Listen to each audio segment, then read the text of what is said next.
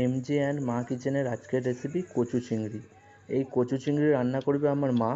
তাই প্রথমে কচু ডাঁটাগুলোকে আঁশ ছাড়িয়ে নিয়ে এইভাবে ছোটো ছোটো করে কেটে নেব।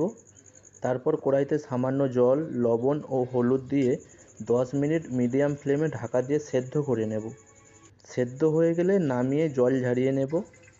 তারপর কড়াইতে 4 চামচ রিফাইন তেল দিয়ে নেব। সবার প্রথমে লবণ হলুদ মাখানো চিংড়ি মাছগুলোকে ভেজে নেব।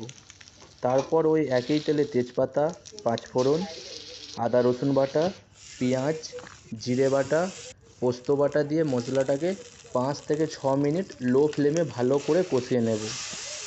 তারপর ওই মশলাতে দিয়ে দেব সেদ্ধ করে রাখা কচু শাক, সামান্য হলুদ ও স্বাদ মতো লবণ। তারপর দিয়ে দেব ভেজে রাখা চিংড়ি মাছ ও নারকেল কুড়ো। এইভাবে 10 মিনিট লো ফ্লেমে কষিয়ে নিতে হবে। সবশেষে গরম মশলা দিয়ে নামিয়ে নিলেই